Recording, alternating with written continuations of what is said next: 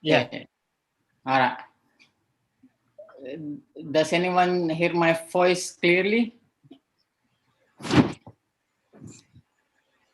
Yes. So far, so good. Yes. All right. Bismillahirrahmanirrahim.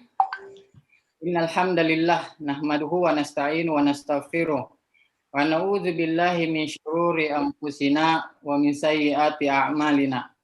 May yahdihillahu fala mudhillalah wa may yudlil fala hadiyalah. Asyhadu an la ilaha illallah wahdahu la syarikalah wa asyhadu anna Muhammadan abduhu wa rasuluh. Assalamualaikum warahmatullahi wabarakatuh. Waalaikumsalam. First of all, I would like to welcome you all, distinctive speakers and participants. It is my great pleasure to welcome you to this international webinar Waqf with the theme Millennium Waqf Implementation, Lesson Learned from Countries' Experiences.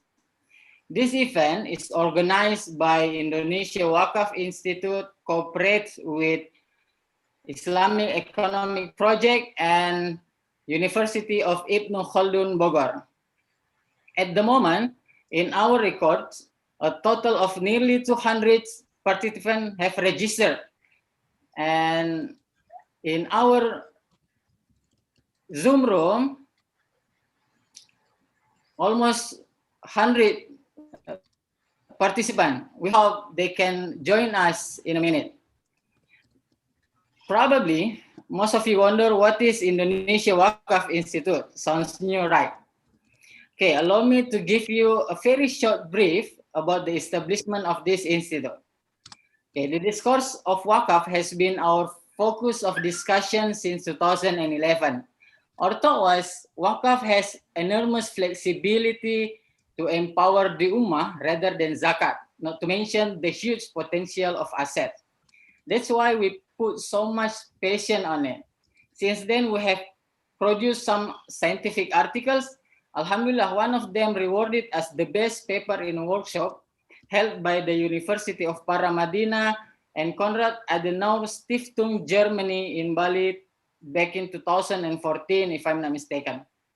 Even more, we also published a book entitled with Waqf Bank, what is and how does it works. I believe that what I'm trying to say here that we are not spontaneous when the president of Indonesia bring this issue of Waqf to the surface, especially cash Waqf. But we are eager to take this momentum together with the other organization, institution to enhance the public Waqf literacy. And eventually we can improve the broader implementation of Waqf amid the societies, especially in this global pandemic COVID-19.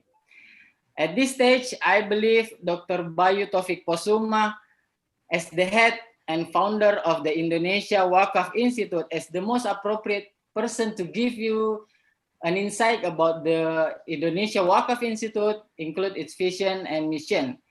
He received his PhD at the University Kebangsaan Malaysia in 2013, and then he continued for 2 years as the postdoctoral researcher in the field of Islamic economics and finance. At the moment, he is a lecturer at the University Malaysia Terengganu and also teach at the Tazkiyah Institute Bogor. Without further ado, now I present to you all Dr. Bayu Taufik Posuma. The room and time are yours, Doctor.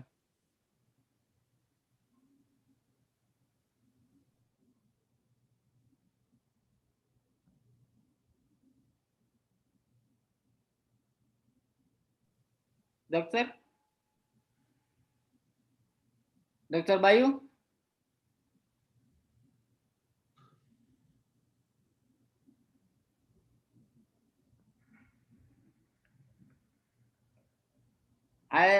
Probably there is a technical problem with Dr. Bayu. Dr. Bayu? Okay. All right. Thank Is it you. good? Okay. Yeah. Please, doctor. Okay. Alhamdulillah rabbil alamin, wassalatu wassalamu ala asrafil anbiya wal mursalin wa ala alihi wa sahbihi ajmain, amma ba'd. First of all, let me say it is my pleasure to welcome everyone here in our, inshallah, in our inspiring program today, the International Waqf webinar. Also, we would like to extend also our special welcome to all our distinguished guests of speakers here.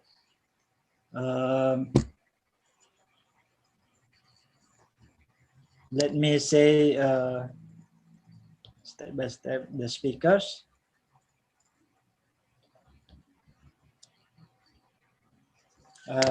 Dr. Henry Tanjung from Badan Wakaf, Badan Wakaf Indonesia, and then Associate Professor Dr. Amir Syaharuddin, CEO Yayasan Wakaf Malaysia, and also my brother Dr. Salman Ahmad Sheikh from Islamic Economic Project Pakistan, and last speaker Dr. Muhammad Shakir Saliani from Craft Silicon Limited, Moi University, Kenya. Thanks for giving your time, and we sure that your expertise may add our knowledge and literacy about Wakaf, especially related to your country's experiences. When we talk about Wakaf, basically we talk about the potential of Wakaf, the huge of potential. And we can be sure that this potential is very promising instrument for economic growth and equality development. I think when we entering the era of industrial revolution 4.0, the people should become more aware about the importance of productive wakaf in accelerating economic growth by targeting wakaf to how to become a habit of our people and to encourage the growth of productive wakaf asset itself. Unfortunately, according to several surveys, the community, our community, or especially in Indonesia, the community's wakaf literacy very still low. In category with in index of 15.48 percent compared to the literacy index about zakat, which is in the moderate category. So zakat in the moderate category, but the wakaf literacy is very low. Therefore, we hope a massive collaboration and massive socialization is needed to increase public awareness of wakaf itself. So based on this literacy, based on this problem, or based on this issue, Indonesian government, our government, just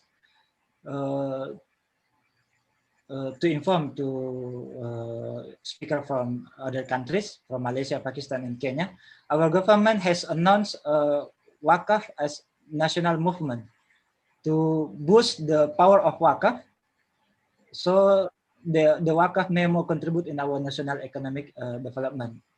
For this reason, Indonesia Waqaf Institute, as one of institutions that concern to wakaf development, try to give effort and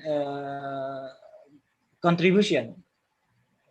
Indonesia Waqaf Institute is a group of young people who have a vision and mission to how to bring wakaf back to the earth, from the ummah, by the ummah, and for the Ummah, we are institution engaged in research and scientific development in the field of Waqf, which is expected to contribute theoretically and practically in thinking or in order to get the Ummah from socio-economic problems together with the Waqf program.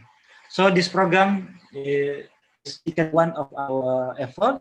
So we hope the program today may inspire some ideas and discussion around the ways that we can make our Waqf development much better for Ummah. Once again, many thanks to all our speakers today. I'm sure that your contribution and your expertise may very fruitful to all our participants today. That's all from my. Back to moderator. Assalamualaikum warahmatullahi wabarakatuh. Waalaikumsalam warahmatullahi wabarakatuh. Thank you very much, Doctor. Now, let's our main sessions begin. For your information, at this stage, I have noted that distinctive participants is from global. We have Belgium, Kenya, Pakistan, South Korea, and Saudi Arabia. Wow, it is massive for us. It means a lot, indeed. All right. I would like to introduce you our excellent distinctive speakers from Indonesia, Malaysia, Pakistan, and Africa. Okay, the first speakers, Ustadz Henry Tanjung, PhD. He is a commissioner of Indonesia Waqf Board. His Doctor of Philosophy received in Islamic Economic International Islamic University, Islamabad, Pakistan in 2012. He is also the Vice Director of Postgraduate School, University of Ibn Khaldun, Bogor. Also a Chairman of International Council of Islamic Finance Educators, Indonesia Chapter. Our second speaker, Associate Professor Dr. Amir Shaharuddin.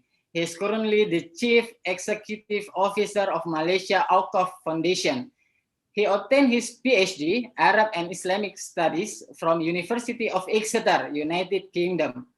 His Master in Business Administration from International Islamic University, Malaysia. He graduated with BA Sharia from University of Al-Azhar, Cairo, Egypt. Dr. Amir also served as Chairman of Sharia Committee at Hong Leong MSIG Takaful. Our third speakers, Salman Ahmed Sheikh, PhD. He is an assistant professor of financial economics. He holds PhD economics from University Kebangsaan Malaysia. His master in economics from Institute of Business Administration, Karachi. He received 2 Emerald Highly Commended Paper Awards in 2018. Last but not least, our fourth speaker is Dr. Muhammad Shakil Salyani from Africa. In 2018, he obtained PhD in Business Administration, majoring Strategic Management at the Moi University, Nairobi, Kenya. Master in Business Administration, majoring Finance at the Punjab University, Lahore, Pakistan. Bachelor of Commerce at the Haley College of Commerce, Punjab University. And now he is the head of Islamic Banking Division since 2020 at the Kraft Silicon Limited. He is also a lecturer at the Moi University, Nairobi, Kenya. Well, all the speakers will deliver their presentation respectively, what is Waqf have been through in their country. And we hope that we can gain different insight as well as perspective about implementation of Waqf in their countries. After then, if we have spare time, at the end, we will open the question and answer session. But let me notice you all, if you have question already, please write down in the chat room, therefore we can effectively utilize our limited short time. Don't forget to put your name and institution. Without further ado, let's begin for the first speaker. The time and room are yours, Ustad Henry. Please. Thank you, moderator. Assalamualaikum warahmatullahi wabarakatuh. I saw Dr. Amir Saharuddin. Apa kabar? Baik-baik. Also Dr. Salman Ahmed Sheikh. Kya hal hai? Dr. Salman, are you there? No, he's not here, right? Dr. Muhammad Apa from khabar, Kenya. Prof? Yes, he is. Yes. Oh, kya hal hai, bhai? Alhamdulillah. Apa ठीक khabar, है? Prof? Baik. I speak Urdu, you speak Bahasa, right? Okay, and then Dr. Muhammad from Kenya, is he here now? From I'm Kenya? afraid he is Speaker? not. No? I'm afraid he's not in the room. It's not in At the the room. moment, Okay. Ustad. Okay, right. Africa is 4 hours different with us. Yeah. Okay. Alhamdulillah. First of all, I would like to thank the organizers of this event, Dr. Bayu, for a nice experience for this webinar, International Waqf webinar. Indonesia Waqf Institute as organizers, Ibn Khaldun University Bogor and Islamic Economics Project, Zabist University, Pakistan. Unfortunately, Dr. Salman, I never visit Zabist University, although I spent 7 years in Pakistan. Yeah, because there is no chance for visit your university. Okay, this is my brief CV. Now I am appointed by the President of Indonesia as Commissioner of Waqf Board Indonesia. My background is Doctor of Philosophy and Economics from International Islamic Economics, International Islamic University Islamabad, Pakistan. And now in the university, I am a Vice Director of the Postgraduate School, University of Ibn Khaldun Bogor, and also the Chairman of International Council of Islamic Finance Educators, Indonesia chapter. This is some of the posts that I am now. And let me come to the content of the presentation. The section one is about rule and regulation. You see, Indonesia is occupied by Dutch colonial for 350 years. So it is a long time, almost 70 generation. Yeah, 17 generation, 17 generation. So you cannot imagine in the Dutch colonial period, there was a Waqf law in the form of a circular of the government secretary.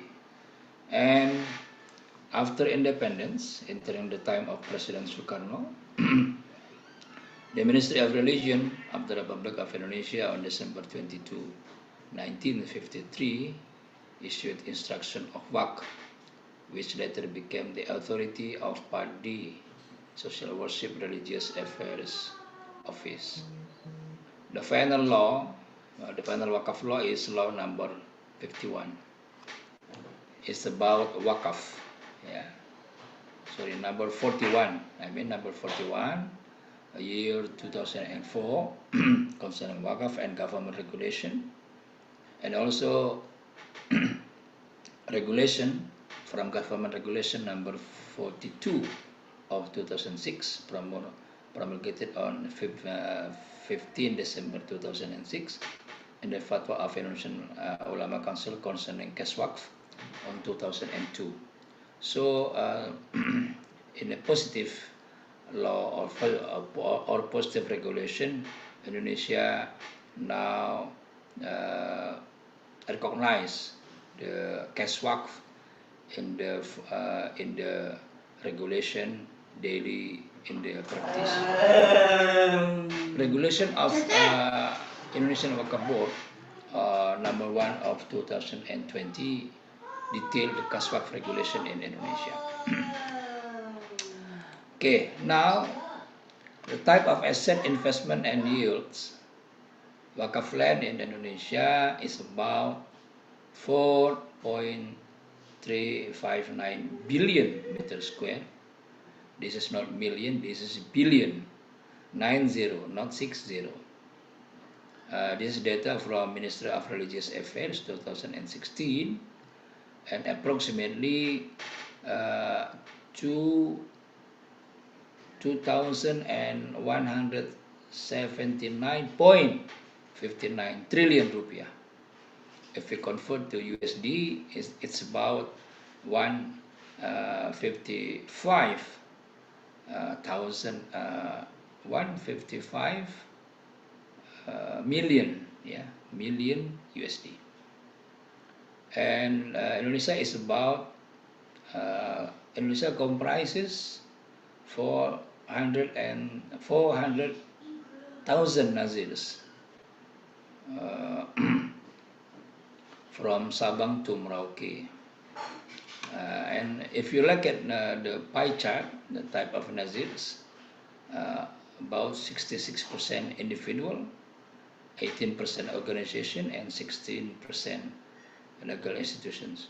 So domination of Nazirs in Indonesia is individual Nazir. I think I should make it bigger, right? Okay.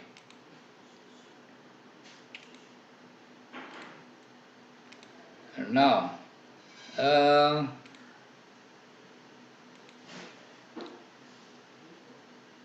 how about Nazir of cash waqf? Because we make a different regulation between Nazir who manage cash waqf and Nazir who manage only waqf or land waqf. According to data from Indonesian Waqf Board, January 2021, there are 264 Nazirs cash waqf in Indonesia, and the total of the collection, it's about USD is about 27 million USD. It's about total cash waqf until the first of semester 2020. Now, how about the investment methods? We have variation. We have methods of the investment, and if you look at the slides, there are 5 types of investment. The first one is rent house, for example, Gria Sakina in Ciledug. Hotel, Waqaf Hotel, for example, Gambir Anom Hotel at Solo. Solo is the city of President. And Memorial Park, this is a type of a productive waqf memorial park. For example, Firdaus Memorial Park at Bandung, and in the form of cottage, for example, Darul Jannah Cottage Bandung, and also rent office in the form of office, for example, Menara 165 Jakarta. And if we count, if we look at the total cash waqf only managed by BWI or Indonesian Waqf Board, because Indonesian Waqf Board is also one of the 264 Nazir cash waqf or cash waqf Nazir in Indonesia. Only in BWI, total cash waqf is around 59 billion rupiah. 59 billion, this is not million, this is billion rupiah. And there are 3 programs. Kalisa program, hospital building and central building. And also from the Kalisa program, we have around 7 programs. Kalisa is a type of cash waqf that we invest in the monetary instrument, and the result of this Kalisa will be distributed to the 7 program for the ventilator of COVID victims, and for the students of IPB, for the parents of the students continue their leave, for the ulama, care ulama, all program, clinic buildings, and also scholarship for the students. How about the Islamic bank? What are the roles of Islamic banks in the context of cash waqf? Alhamdulillah, in the 2020, there are 22 Islamic banks receive cash waqf. So they will issue the certificate of cash waqf in the name of the Nazir. They are Bank Muamalat Indonesia, Bank Syariah Mandiri, Bank BNI Syariah, Bank Mega Syariah, Bank DKI Syariah, Bank BTN Syariah, etc. But now, since the 3 banks joined, merger in the one big banks, Bank Syariah Mandiri, Bank BNI Syariah, and Bank BRI Syariah, merger to be one, the biggest Islamic bank in Indonesia. We call it Bank Syariah Indonesia. So now, from 22, now it is at 20. 20 Islamic banks receive cash waqf. And how about the major challenge? I think all countries faces these challenges. In the economy perspective, for example, the challenge is how to educate the public to be able to do cash waqf. From the regulation, amendments to this waqf law are still needed, given some urgent matters, because the law has been launched 16 years ago, and in the 16 years, and in the last 16 years, so many improvement in the waqf management. Technology also, there must be good regulation immediately about this financial technology, especially for the fundraising. Now, in the fundraising of waqf and also zakat, financial technology is a must. All Nazirs, all Amil use this approach to collect the zakat fund or waqf fund from the society. And in the social, advocate the community to give waqf. Environment, it takes effort to unite the ummah, and political will is needed from the government to develop waqf in Indonesia. For more information, I think you can read this book, chapter 15, Waqf Development in Indonesia. The book is Giver 2019, Global Islamic Finance Report 2019, and in the chapter 15 or chapter 15, I wrote this chapter with some friends, titled Waqf Development in Indonesia. This book can be, I think this is from Cambridge, so you can contact Cambridge, IFA, for this book. The list are lined here for phone and also the net, the email. And also in this book, Awqaf-led Islamic Social Finance, Innovative Solutions to Modern Applications. This is a publication by Routledge, UK. I wrote this in the chapter 6. I and some friends wrote chapter 6, and the title Contemporary Approach in Waqf Management. I think you can read both these books to enrich your perspective about Waqf in Indonesia. I think that's all. Thank you. Assalamualaikum warahmatullahi wabarakatuh. Waalaikumsalam warahmatullahi wabarakatuh. Thank you very much, Ustaz Henry Tanjung PhD. And let's move to our second speaker, Dr. Amir. The room and time are yours, Doctor. Please. Bismillahirrahmanirrahim. Assalamualaikum warahmatullahi wabarakatuh. Thank you, Mr. Chairman, and also Bapak Henry, and all the speakers. My name is Amir Shahruddin. I'm currently leading Malaysia Waqf Institution. We call it Yayasan Waqf Malaysia. Before this, I'm a lecturer in University Sains Islam Malaysia, USIM. So, ladies and gentlemen, I don't have slides to present, but I will use my experience and my little knowledge to share with you the experience of Malaysia, how we develop and how we try to utilize Waqf asset in Malaysia. Basically, we are different from Indonesia, where in terms of managing and govern the Waqf institution, in Malaysia, we are not liberal, or we are not free like in Indonesia.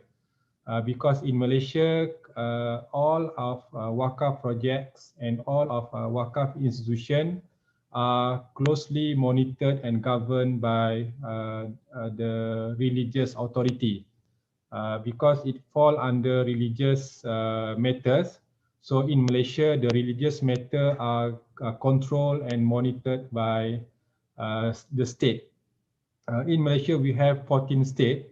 So Waqf is under the state religious council and state authority. So if we want to, for example, to collect Waqf, cash Waqf, or if someone want to donate Waqf land to someone, it must be executed and implemented through what we call as majlis. So here we don't have like individual mutawali or individual agent of Waqf to administer or to manage a Waqf. It's all belong to the state. So in this context, you have advantage and disadvantage. The problem with this what we call this framework is that the centralized matters this, because it gives a very bureaucratic process. For example, if you want to develop land, or you want to manage or invest cash Waqf, it has to go through a long process, bureaucratic process. So that is one of the disadvantage of having this type of arrangement.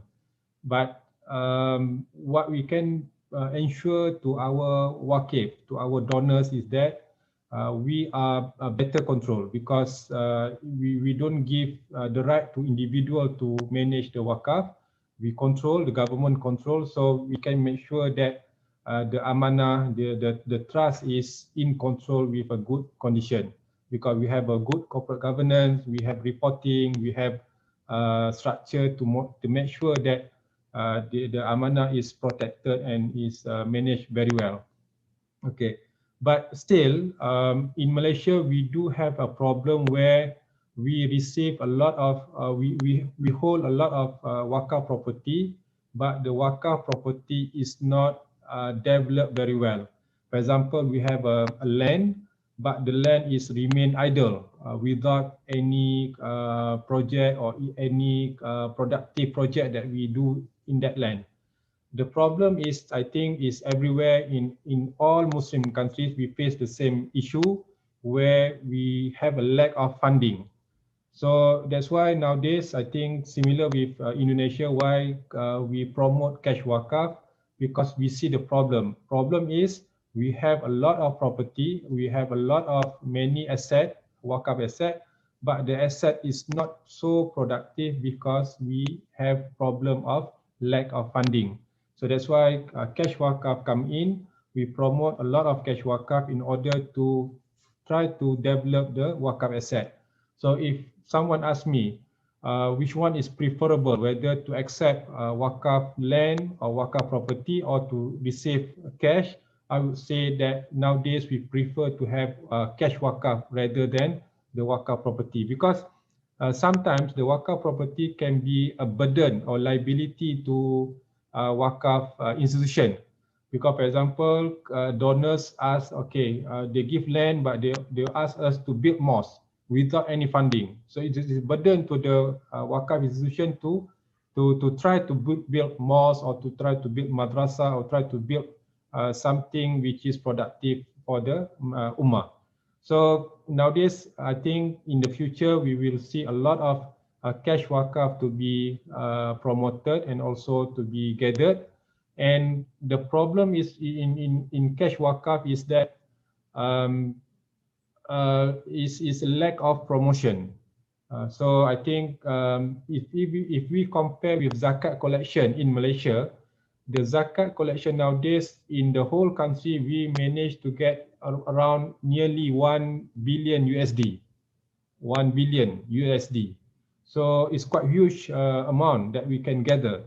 But in terms of cash wakaf, I can say that it's just 1% of the zakat collection.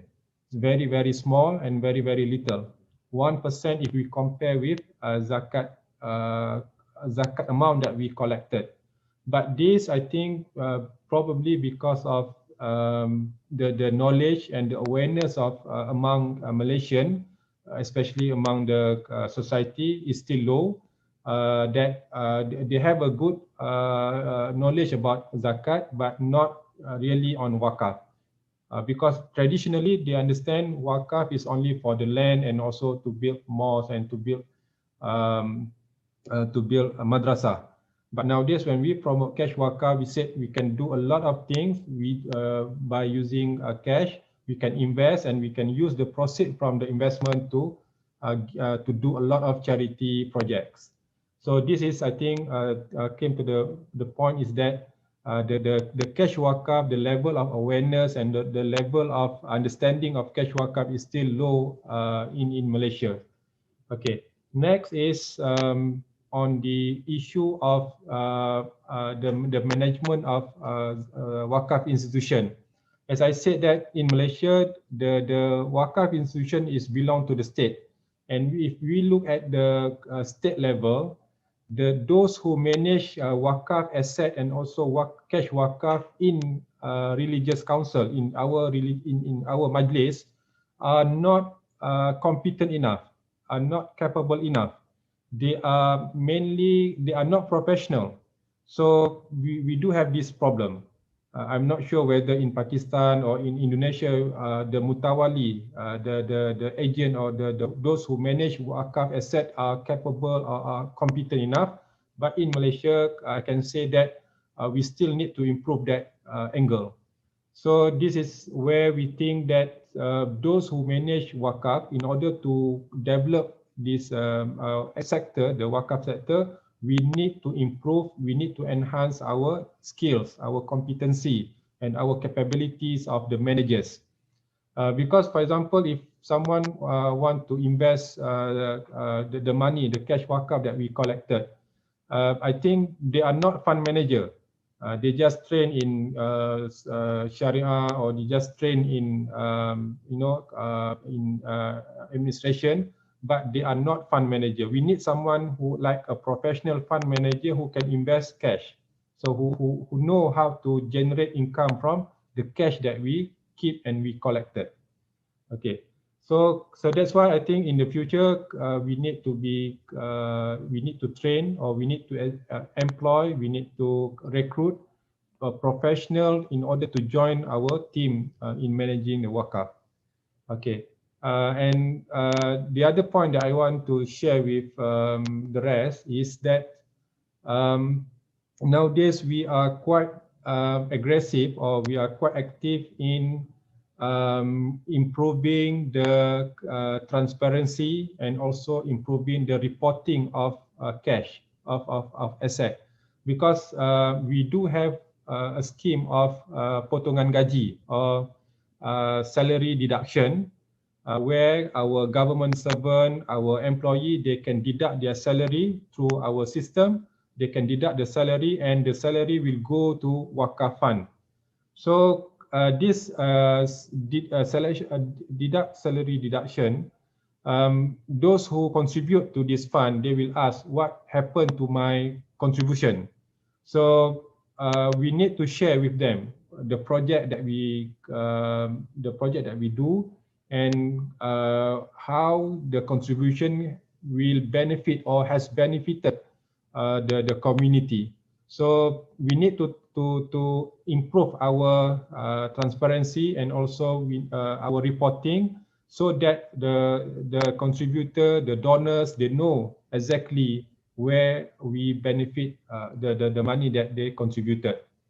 Okay, so I think that's all from me at the moment. From Malaysia, I just touched 3 points. One is on the institution of Waqf. We are a bit different from Indonesia. I'm not sure in Pakistan how, or in Nigeria. And second is about the level of competency of the managers. We still have problem. And the third one is on the level of awareness about the Waqf itself.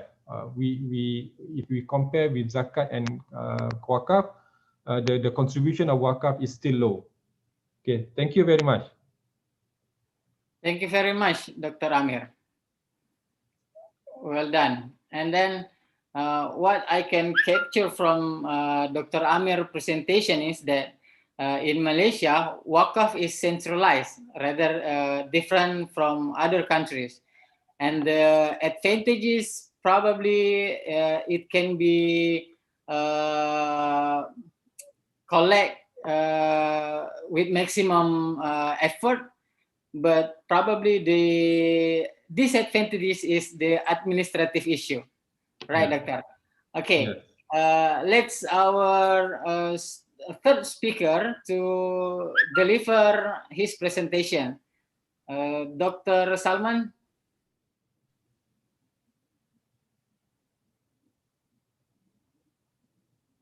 Yes, Doctor. All right. Can I share my screen? Yeah. All right. Please. Let me Can see. you? If you find any problems, we can help you with the PowerPoint. Oh yeah, that's right. Please, Doctor. All right. Is the slide changing? Can you see? Yeah. All right. Yeah. All right. Bismillahirrahmanirrahim. Thank you to Indonesian Waqf Institute, Professor Henry, Dr. Amir, Dr. Bayu, and all the respected panelists and speakers who have joined. And this is the August forum. This is a very important forum where we are discussing the global experience of Waqf administration and management. I will be presenting the case of Waqf in Pakistan and what are the different kinds of structures that are in operation in Pakistan, and what are the shortcomings in the regulatory framework and also in the administration. So my presentation is going to be about Waqf experience in Pakistan and the way forward. The presentation outline is like this. First of all, I will talk about what is the private philanthropy scenario in Pakistan, and I would show a few examples which show that the private philanthropy scenario in Pakistan is quite promising when it comes to the potential for cash Waqf institutionalization in a country like Pakistan, where the poverty is quite high, where a lot of people are young and they are unemployed. So we are going to talk about it. And then briefly, I will touch upon economic potential of Waqf in contrast with the other social finance institutions in Islamic economics like Zakat and Sadaqah. Then I will discuss what are the institutional structures that are being practiced in Pakistan. There is a corporate Waqf model, there is a philanthropic model. So I will touch upon that are functional in Pakistan. And then I will also talk about the regulatory and policy framework in Pakistan. And lastly, I will talk about the policy recommendations for the Islamic financial industry, for the central bank of the country, and also for the government to make certain changes in laws so that private administration and establishment of Waqf can be incentivized and can be encouraged in Pakistan. All right, first of all, what is the private philanthropy scenario in Pakistan? Before we discuss that, let's talk about some of the economic statistics of the country. Pakistan is a country which has a huge population, and a significant part of that population is living below poverty line. So if we talk about poverty rate, the absolute poverty levels have declined in the last 20 years, but still if we take the national poverty line estimate, around quarter of the population is still living below the national poverty line. So there is need for social finance. That is quite clear from this statistic. Now, if we talk about the government in a developing country like Pakistan is constrained by two things. One is low tax to GDP ratio, which is around only 11 to 12% of GDP, and there is high debt servicing. So whatever tax is collected, about 45% of that tax is just paid in the form of debt servicing. So very less amount is remaining after paying the cost of debt. So only about 19% of the total budget is allocated on development. There is high fiscal deficit, and that fiscal deficit is also majorly financed through interest-based instruments like treasury bills and so on.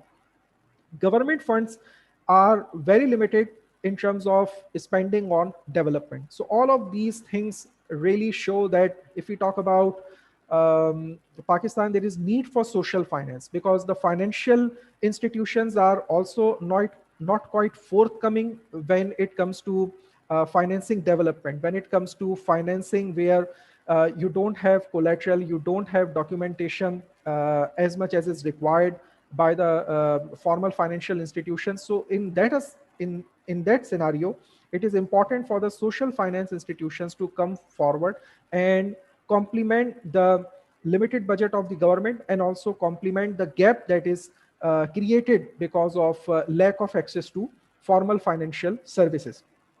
Now, when we talk about financial inclusion, very few people have banking accounts, like about quarter of the population has banking accounts.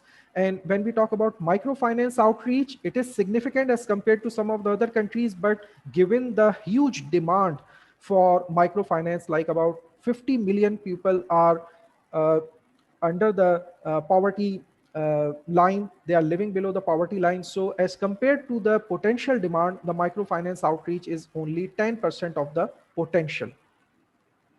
Now, if we talk about the private philanthropy scenario in Pakistan, that gives us very promising scenario. There are institutions like hospitals, Shaukat Khanam Cancer Hospital, SIUT, which is a kidney transplant center. These have been established through private donations, and they are operating on a very large scale. They are serving the whole of country, and they are just privately funded. They do not have any single penny coming from the government or from the development finance institution. They are principally funded by the private philanthropy. And there are institutions like AD Foundation, Indus Hospital, which are also operating on a very large scale, and they are privately funded. So all of this gives us huge potential for institutionalization of these private philanthropic activities using the institution or the structure of cash waqf. But unfortunately, the scenario is that people like to pay to these institutions. They like to pay charity, but they do not recognize it that this can be done through cash waqf, or this can be structured like a cash waqf. So they do not use the name, but the essence or the philosophy or the structure of cash waqf is very much there. in such philanthropic activities or social intermediation. If we talk about private philanthropy estimate, several studies have given estimate of how much private philanthropy is mobilized in the country in a typical year. So some estimates put the private philanthropic donations to about 554 billion rupees. So this is about, if we divide it by 150, we can also get an estimate of it in the form of USD. So about $400 billion $4 billion is donated through private philanthropic activities. So this is quite a significant amount. If we put it as a percentage of GDP, this comes around 2.5 to 3% of GDP. So about 2.5 to 3% of GDP is donated by people. But most of this donation is from individual to individual. And the problem that comes from this kind of mobilization and allocation is that it is not that impactful, it is not quite organized, and then there remains a lot of projects which remain underfunded. A lot of the private philanthropy is paid to madrasas, is paid to build mosque or renovate mosque, but very less amount is allocated in the form of education, in the form of modernizing institutions. So there is a gap that we see. Now, if we talk about the Waqf institution, it's a very important institution in Islamic social finance. It is an institution through which one can pay donations, pay charity, and can institutionalize it as well. So if we look at this table where the comparison is made between zakat, waqf, and sadaqah, we can see that waqf is very much similar to charity, but it has the potential of institutionalization, which is not there in normal charity, because in normal charity there is less potential for institutionalization, and there is also no consistent or permanent source of funds which can be utilized over the period of time, not just once. So Waqf institution is very much open to institutionalization. It is also quite different from zakat in a sense that the allocation from Waqf can be made more flexibly as compared to zakat. We know that zakat is spent on specified recipients, whereas Waqf can be used for meeting the personal needs of people, and it can also be used to build infrastructure, to provide public goods, to fund different kinds of infrastructure projects which indirectly benefit the poor, but where it is not quite necessary to have tamleek or private transfer of ownership. So Waqf is a very important institution to build social safety nets, to provide public goods, and it can also create wealth redistribution and reduce private concentration of wealth, because if a donor donates to philanthropic activities like establishes a waqf, then that part of wealth in the society is a kind of common property resource from which all people benefit, the whole community benefits, and it's not just held privately. Whereas what we see in capitalistic societies, capitalistic economies, is that there is huge private concentration of wealth. The top billionaires have as much wealth as compared to the total income of some of the poorer countries. But that wealth remains in the private hands and it does not get invested or spent on social activities. But Waqf provides a way so that private concentration of wealth can be reduced and wealth can be used by the community in a broader way as compared to in a limited sense. Now, let me give you the institutional structure of Waqf in Pakistan. This is the structure that was published in Islamic Social Finance report by IRTI. It has given institutional structure of Waqf from different countries, and this is basically the case of Pakistan. So what happens is that Waqf is coming under Ministry of Religious Affairs in Pakistan. The Ministry of Religious Affairs is basically the principal authority, and then it sanctions the establishment of Waqf, which are overseen and administered by Chief Waqf Administrator. And the Chief Waqf Administrator is basically the the representative of government, and this recognition of Waqf is done at the provincial level. So it's quite a centralized system, like Dr. Amir was discussing the case of Malaysia as well. It's quite centralized in the case of Pakistan as well, that we have the chief Waqf administrator who is the representative of government, and that Waqf administrator manages all the different types of Waqf at the provincial level. So there is a need for decentralization in Pakistan as well. Now, let me give you a global overview of the regulatory framework of Waqf in different countries. Like if we take the case of Malaysia, in Malaysia, there is no private mutawalli. There is also no recognition of family Waqf. The Waqf is only registered in the name of the Islamic Religious Council as proprietor, and Islamic Religious Council or Majlis is the sole Nazir or trustee. In Indonesia, it is little bit flexible, but still not quite as much. Pretty much same scenario in Singapore as well. In India, we have recognition of family Waqf because India is a country where there is huge Muslim population, but still the whole population is not Muslim majority. Muslims are in minority in India. So that is why they established Waqf pretty much at the private level, and they were not quite governed in a centralized way like we see in the Muslim majority countries. If we take the case of Pakistan, in Pakistan, the Waqf is allowed to be established, but it should be permanent. It cannot be temporary. There is permission to create Waqf, but registration is required. If unregistration is done, it is not punishable, meaning that if Waqf is revoked, if it is unregistered, it is not a punishable crime. Donors can be Muslims. The endowed assets are not inclusive of financial asset. There is no mention of financial assets. So if we go through different regulations regarding Waqf in Pakistan, what we see is that the regulations are made with the premise that Waqf is only going to be established for the purpose of building a mosque, or for the purpose of managing the madrasa, or for the purpose of having tomb of a saint. So these are the different kinds of Waqf that have been established, and it is not quite recognized that Waqf can be used for broader socio-economic activities like building schools, hospitals, and providing different kinds of infrastructure. So there is no specification of financial assets. At the same time, there is also no prohibition that financial assets cannot be used for making Waqf. Family Waqf is not recognized.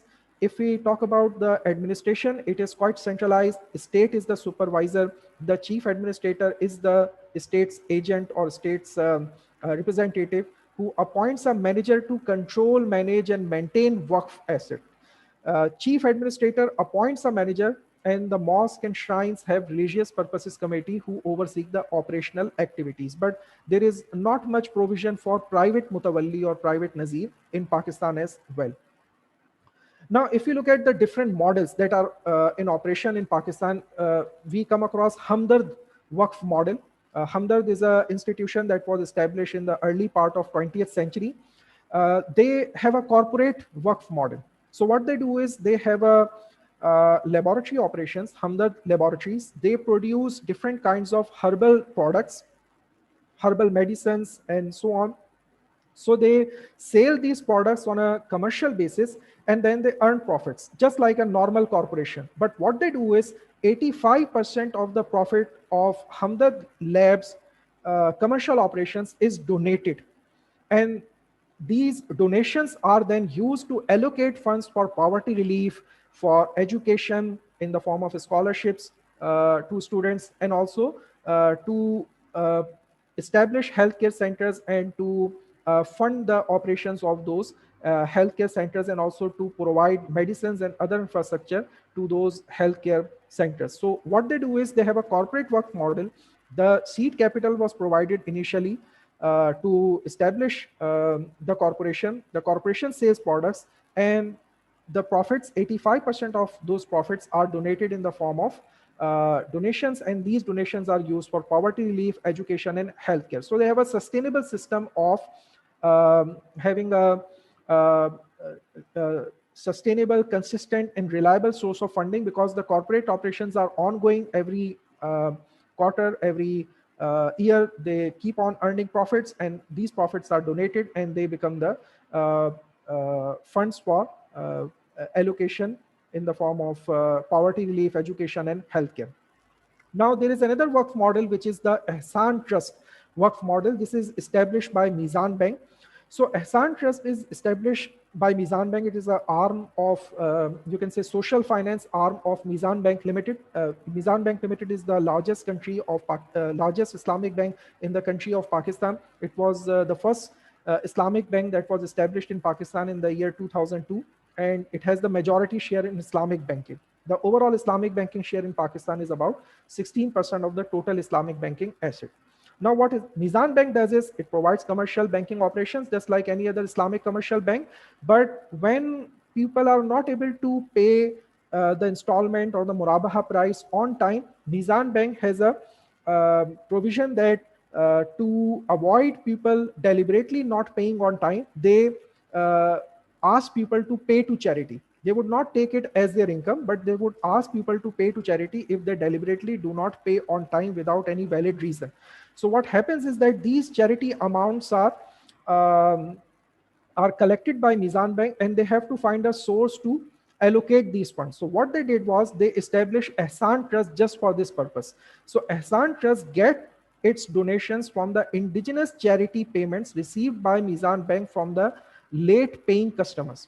And these are then donated to Ehsan Trust, and Ehsan Trust uses that to provide a scholarship to university students in the form of Karde Hasan. And then these students repay the Qard in installment during their education, and then also after their education. The installment plan is such that during the education, the installment amount is quite small, and after the person has educated and has got some income earning occupation, then the installment gradually goes up.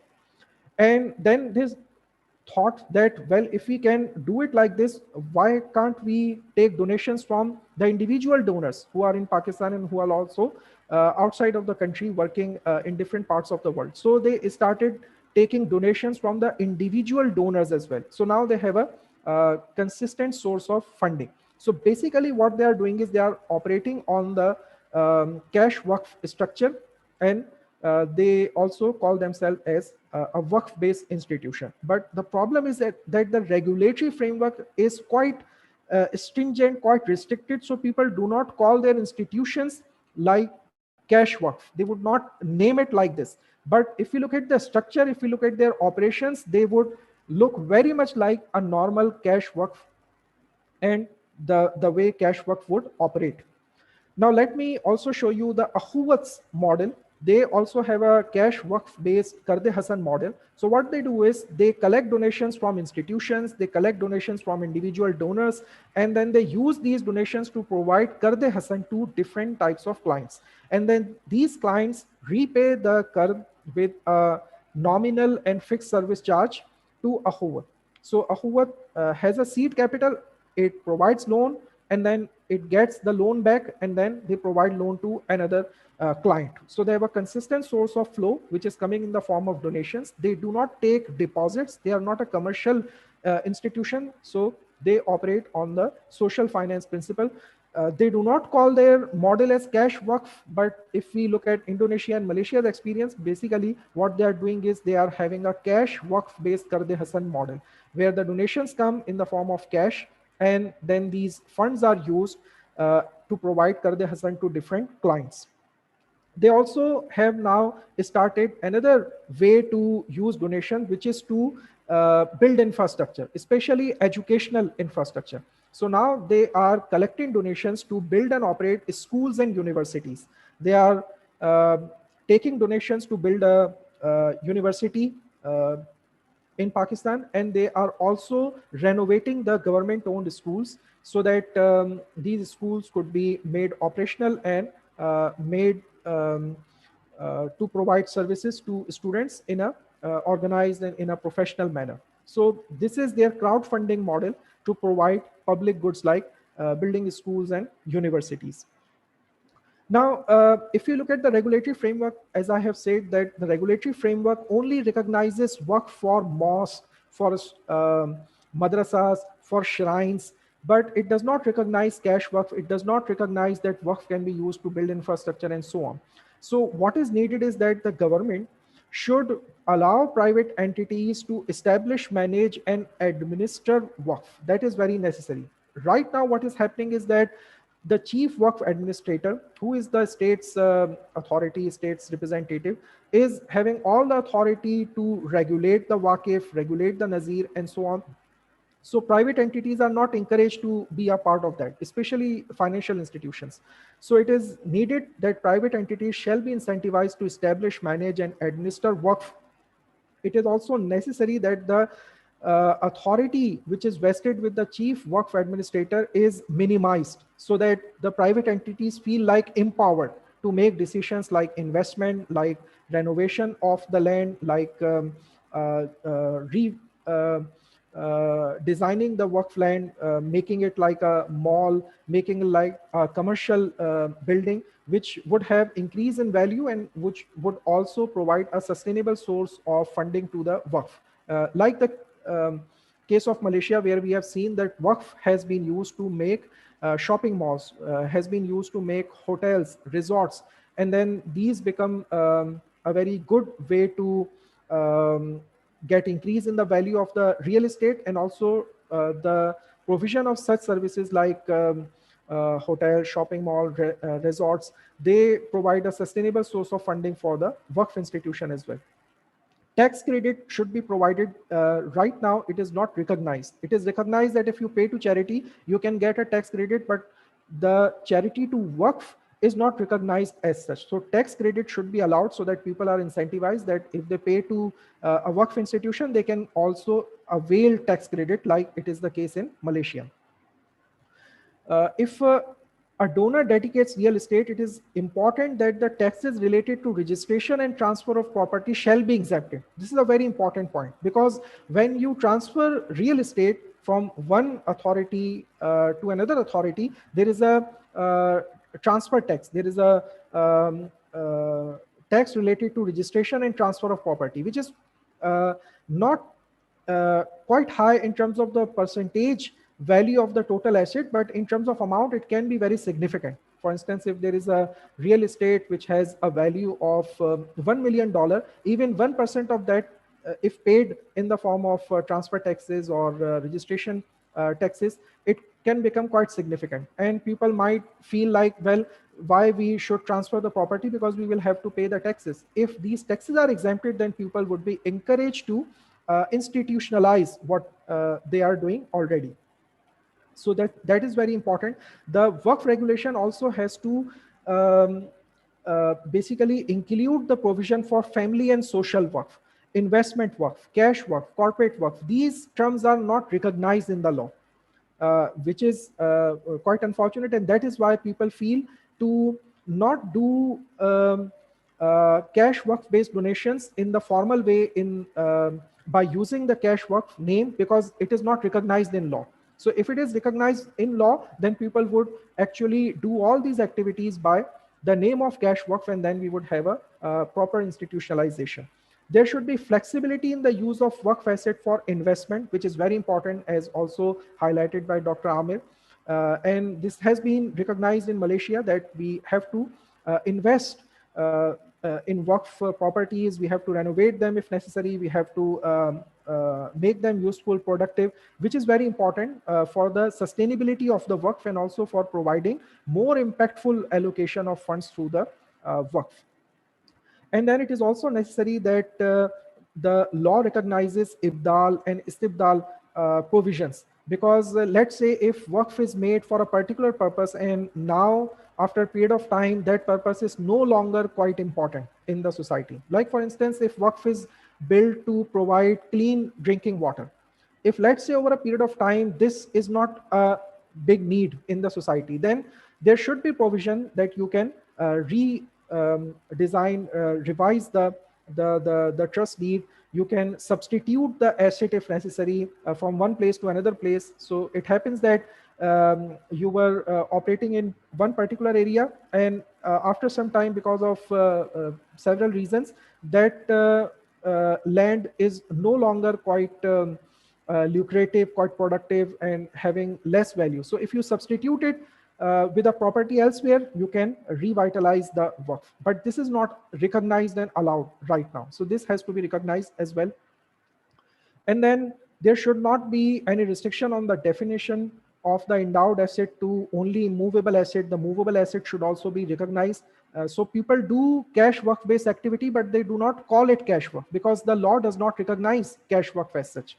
So that is important. The transparent and honest reporting of financials is also very necessary. So people donate to different institutions, but they do not know what these institutions are doing. There is no mechanism for proper periodic financial reporting. There is no mechanism of how to account for your activities in different ways. So people simply just list down their total disbursement in a particular period with no proper approval accounting based system or any other standardized system of accounting or reporting, which is not used. It is also important that punitive actions shall be taken against the abuse or usurpation of asset by the trustees, because this has happened at some times that people take donation and they do not use it for the purpose for which it was taken. So this creates distrust in the public, and then people tend to pay to individuals rather than to institutions because they do not have any surety as to how their funds are being utilized. Tax amnesty scheme is introduced by the government if it also recognizes the donation to cash waqf and exempts such donation, then this could also be a very important way to get funds in the social finance, because people want to whiten their money. If that is allowed, that you can pay to you can pay to different kinds of waqf, you can build a waqf, and then you will be allowed exemption of taxes. So people would be encouraged to hand over their private wealth to the state in this way. For Islamic financial institution, they can work in the way of providing diminishing musharaka based financing of waqf asset, istisna financing for waqf asset to renovate those assets. Micro enterprise waqf can be established through university collaborations as well, incubation centers of universities. Family waqf shall also be recognized. Takaful companies can also chip in, and they provide life insurance in a way that this is also incorporating the family waqf as well. Islamic banks can also become the collection agents or the payment agents or the investment agents of waqf institution. And government can also use the cash waqf because it goes for crowdfunding to meet the shortfall in the public sector development program.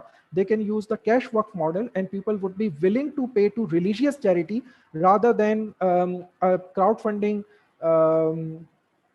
scheme where there is no mention of it being religious. So people like to pay to religious authorities. They like to pay to causes which have religious orientation. So if proper crowdfunding is done through cash waqf model, this can incentivize and this can encourage people to do more donation because they are recognized in religion as well.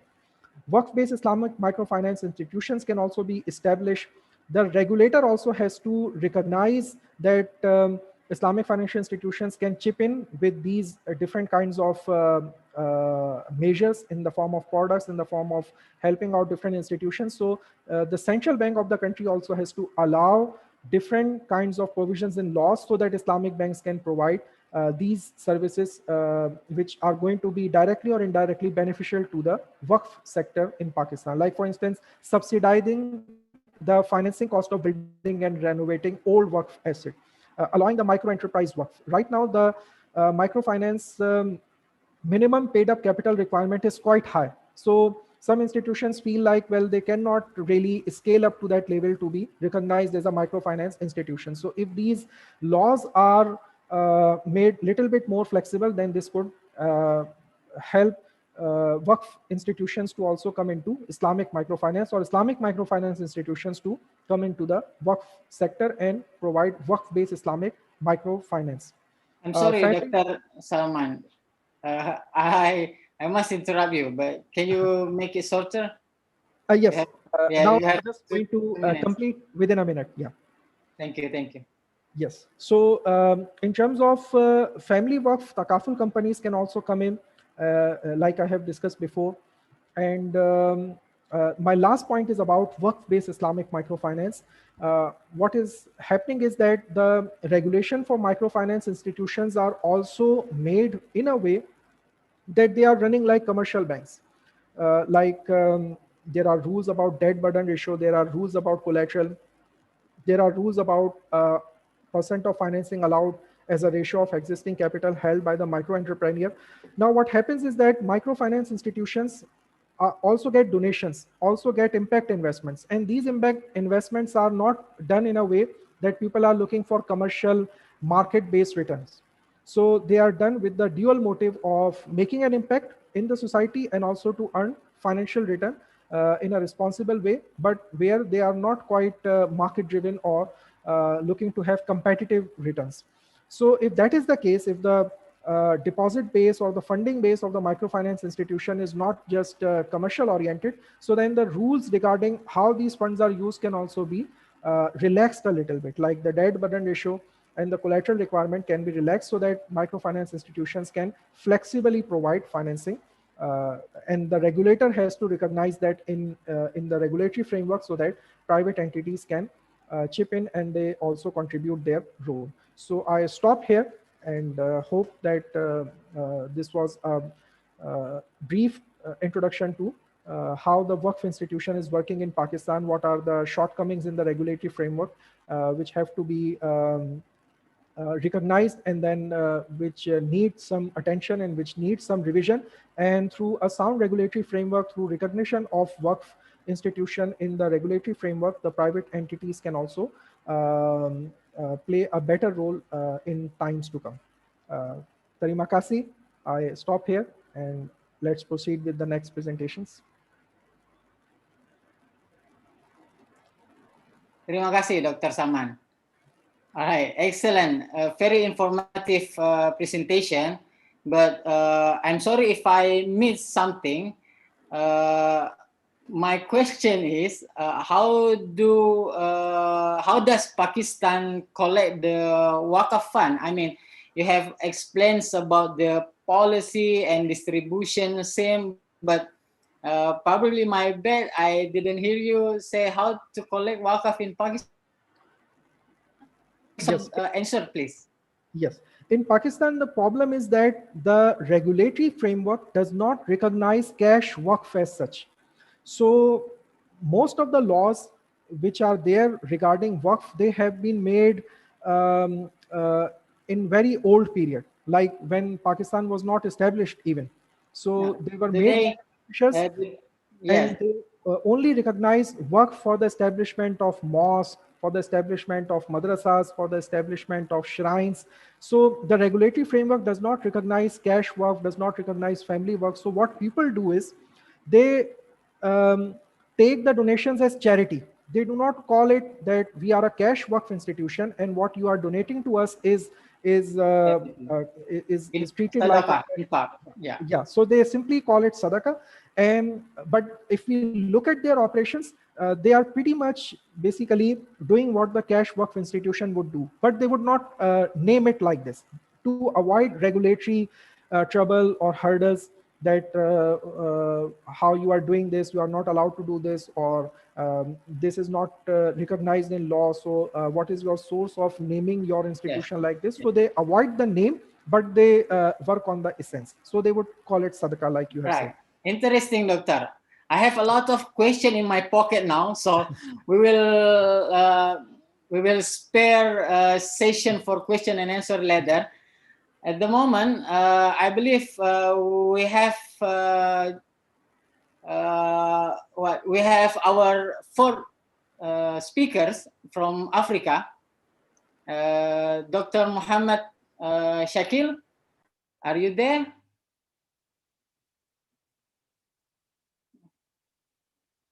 Dr. Muhammad Shakil, it's your turn now. Doctor, please.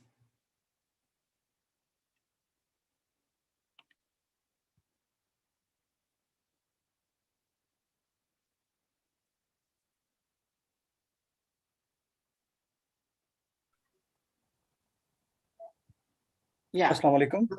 Oh, mashallah. Alhamdulillah. Okay, please, doctor. The room and time are yours, doctor. Assalamu alaikum, everybody. My name is Dr. Mohammed Shakil Saliani, and I'm telecasting myself from Kenya, Nairobi, Kenya. And I will be presenting to you about Waqf and how it has actually been operationalized in Kenya. I'm not able to share my screen. Yes, please, doctor. You are allowed to because you are the co-host now. Okay, I'm still not able to. Admin, please help. We also have your presentation. If you still cannot display your presentation, we will help you with the from our operator. I think you can do those owners, inshallah. Sure. You can proceed with the presentation because I'm not able to share the screen. That's why I had sent it earlier. Okay, we start. Mr. Anwar, please help.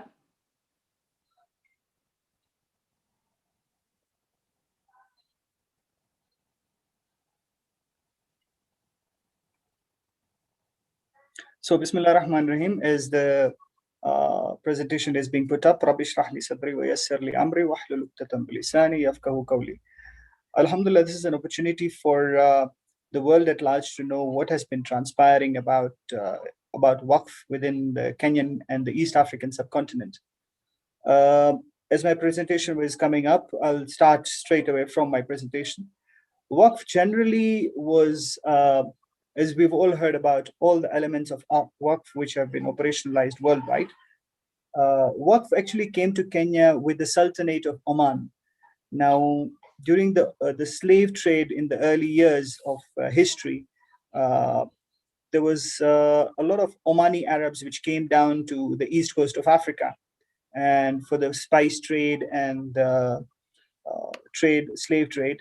So what happened is they came and settled in a country, or basically an island called Zanzibar.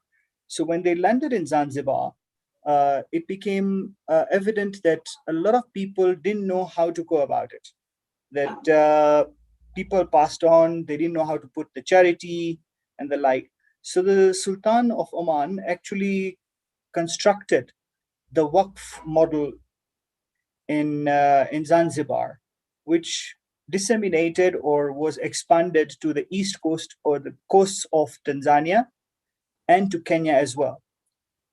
So as this whole thing developed about Waqf and people generating and giving and doing things in charity, we all know all the things which mostly at that point in time were based more so on property. So all these rentals, etc., they were structured at that point in time and during that economic era. So whatever the economic era was at that time, for meager coins today, as we call them, but at that time it was quite reasonably priced. But unfortunately, the location, the controls which were implemented by the Omani Arabs, they were not easily adapted within the legal system. So in the year 1950s, in the year 1951 there, the Omani Arabs more so left the east coast of Africa. The invasion of the British came, and automatically there were some conflicts because the British came in with the Christian rule, while the Muslims who were on that coastal strip started to fight it. So because of that, the challenges actually increased, and they didn't know what to do. So eventually what happened is the legal system implemented a law that the coastal strip would be entitled to be having the Waqf segment. Now, that was restricted, one, to being only at the coastal strip. Two, whatever documentation was done at that time remained that way. It could not be changed. So it was very difficult and it became very, very rigid. So in principle, you can say it was kind of locked up. So there was no room for expansion. There was no room for growth. There was no room for, understanding, innovation, implementation, even revenues. That was one challenge. The second challenge happened is that those properties which were placed on Waqf, because that system was not very clear and transparent within the East Coast, and we didn't have very many scholars at the East Coast or in Kenya as per se, what happened is that people started, who are made as trustees, they started abusing that trust. They started putting those trusts into loans, etc., getting money and enriching themselves. So those properties which were worth millions and trillions of dollars, they were actually being used by banks to extract more debt out of it. So the whole system became so corrupt until the year 2016, 2017 is when the Kenya Waqf Commission came up and said, no, guys, listen, this thing needs to change. It's high time that a lot of corruption has gone on, a lot of, ambiguity, distrust, all that thing has come up. So we need to change. And the change actually started because, thank you very much. So the change came in and the Waqf Act was started to be created. So we can go to the next slide, please. I've kept my slides as small as possible because I like talking more than reading. So I hope you'll be able to, but this is going to give you a snapshot as how the Kenyan Waqf system has actually been come up. So as in 1951, is the Kenya Waqf Commission Act was created, and automatically the commission was come up. This was an 8-person group of people who were made as trustees to now manage the whole aspects or all registered waqfs. So in Kenya, what happens is that you have to have a trust first, and then that trust is actually supposed to be registered under the Kenyan Waqf Commission. Now, because the Kenyan Waqf Commission is just 8 people, and you have got thousands of waqfs which have been put into place, so their capacity actually shrunk. So what happened in the next slide I'm showing is that what happened is that the new Waqf Commission or the existing Waqf Commission got together and built up a new Waqf Act, which was now submitted in the year 2019 in June, which is now taking care of all these challenges which have been faced by the Waqf Commission. So in Kenya, what has happened is that that little bit of Waqf which was created at that time, it used to help schools, madrasas, higher education, and mosques as well. So it was so limited at that time. And even to date, as we speak, the element of understanding of a cash waqf is still not there. Alhamdulillah, we've tried to publish a number of articles, etc., to get public aware about cash waqf. But whatever is going on right now is the sadaqah only. It has not been evolved to come down to understand that there is a possibility of doing a cash waqf and it can be there for eternity. Although there are a number of questions which are being posed right now that yes, if it's cash waqf, what about depreciation? What about the GDP? How will it impact it? Will it remain the same in the next 10 years? Will it be there for eternity? Because all these economic factors are playing a role. But there's always a way around it. That cash waqf could actually be putting up into that cash waqf would actually be put up into a specific asset which is generating revenues and subsequently evolved as time goes by. So those are challenges which we are meeting and we're facing them in Kenya. So the basic challenge which is now coming about is how to get those trusts coming onto the waqf element.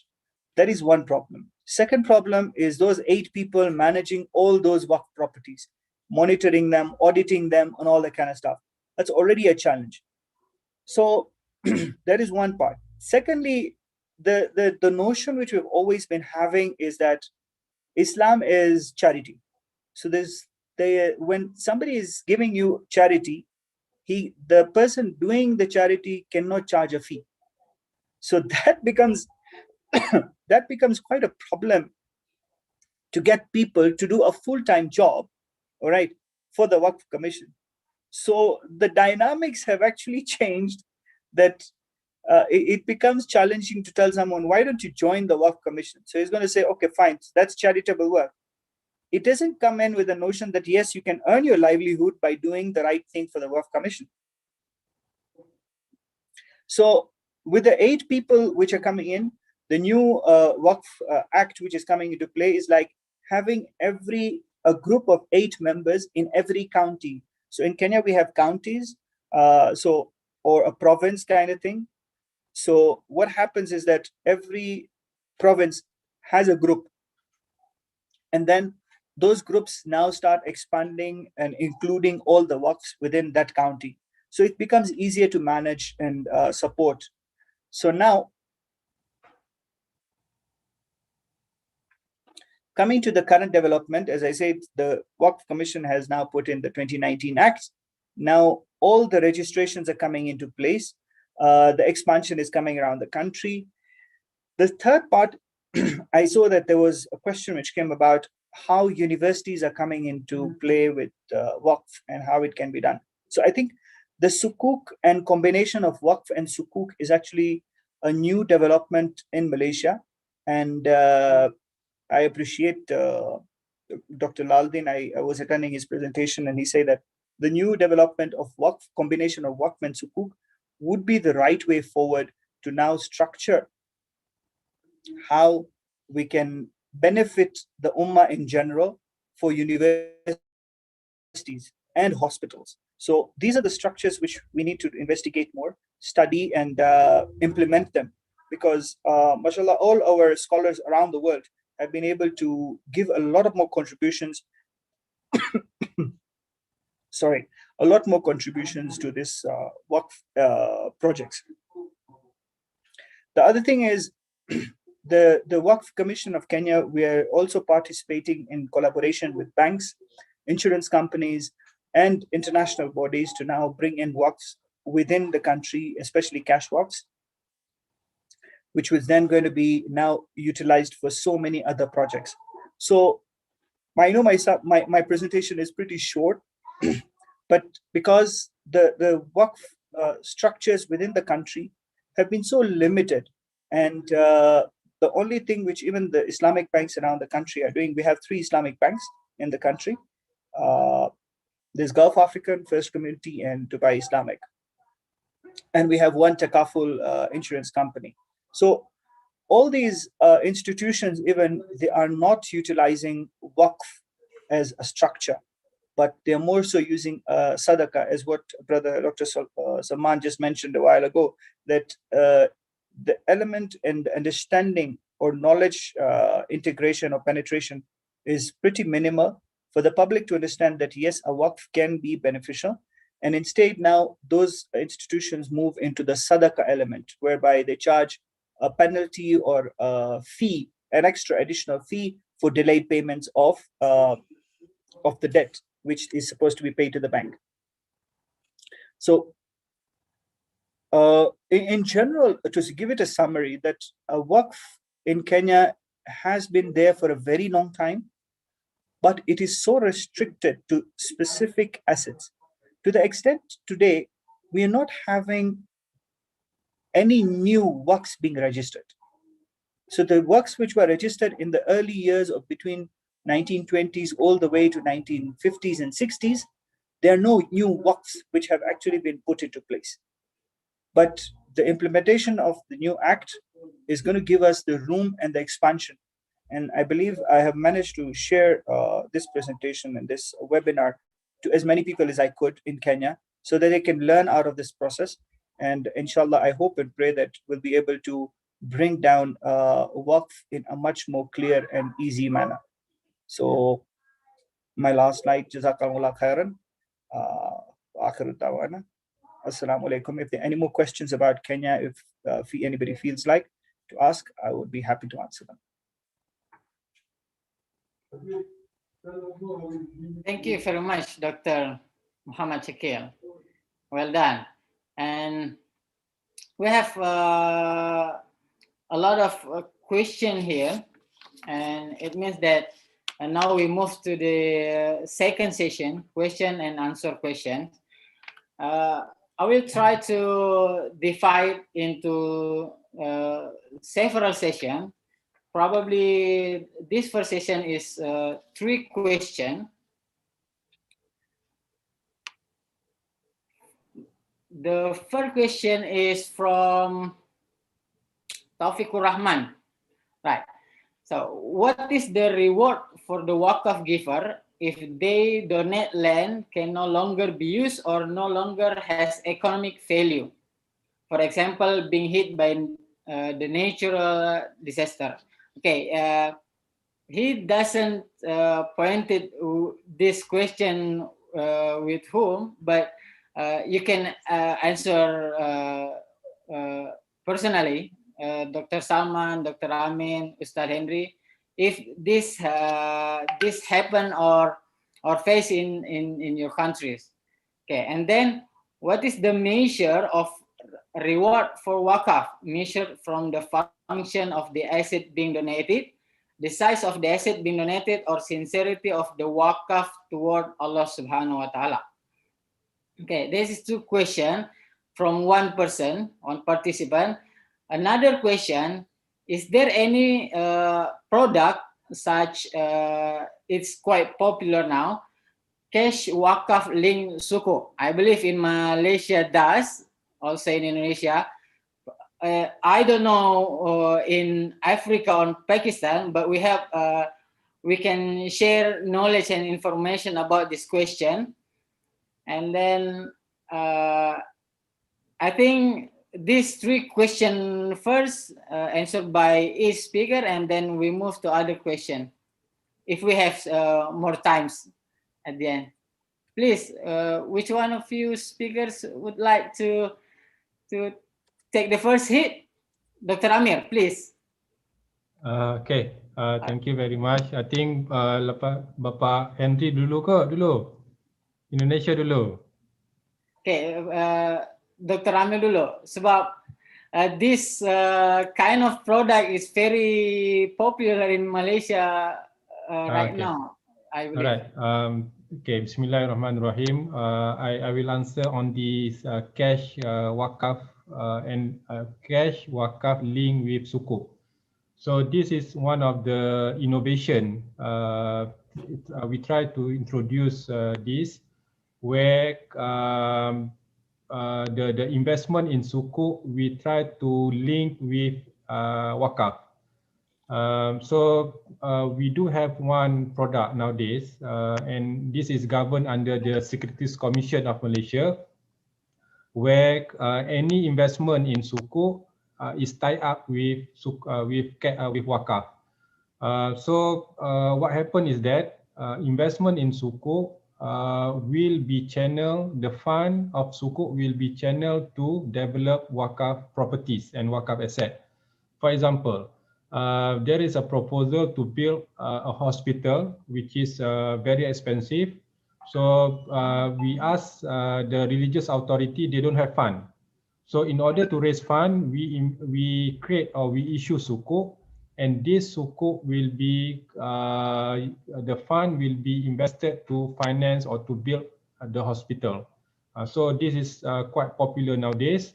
And the problem, I think I want to raise the problem. The problem with this is that in order to issue sukuk, we have to have a guarantee that the hospital will generate income. Yeah, because the sukuk holders is investment. They will invest the money and they expect return. So in order to pay back to the investors, they are not wakaf. We have to correct the mindset. When the investor, when the sukuk holder, they invest the money, they don't give as a sukuk as a wakaf. They give the money as in terms of investment. The fund is only we invest in sukuk project. So this sukuk project, the hospital need to generate income in order to pay back to the sukuk holders. This is the challenging part, because we are not sure. So we have to make sure that the hospital is properly run, properly managed in order to generate income. So for example, in 20 years, So when the sukuk mature, so we need to pay back to the sukuk holder. So this is we don't have that sukuk mature yet because it's very new. Now is the process of issuing the sukuk. We just started, but we don't see any problem yet. But I can see that if we don't manage our Waqf project properly, then we will have a sukuk default. So this is what we try to avoid, but we have to face these challenges.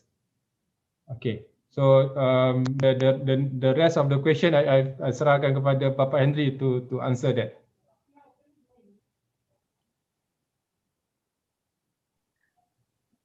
All right, Dr. Salman, can you give your perspective on these questions about cash wakaf, link suku, or any reward for the wakaf donator in your countries? Yes, I agree with Dr. Amir that combining the commercial motive and the social motive can be problematic, because these motives can have conflict as well. And if, let's say, the commercial motive minded people are coming in as different kind of investors, and the people with a social motive are coming in as a different kind of stakeholder in the structure, then there can be moral hazard problem, there can be an agency conflict. So I would recommend that if, let's say, these kinds of structures are popularized and are used, they should be used with the proper risk management guidelines, and they should be used in projects where there can be stable cash flows. Like, for instance, through lease income, there can be stable cash flows, and the corpus of the asset, because of being immovable, would also remain intact. So such operations can be used to generate income. But if, let's say, this is used in startups or in services sector or in sectors where the probability of loss is high, then this would, I think, compromise the very objective of mobilizing funds for the purpose of society's welfare. So I think it is important that there should be proper risk management guidelines, and investment should also be restricted or targeted towards projects where stable cash flows can be earned in the form of revenues. So that is one thing that is very important. Another question regarding the abuse of Waqf land, or the misuse, or the situation where the Waqf land is no longer usable or is productive, that is very important concern.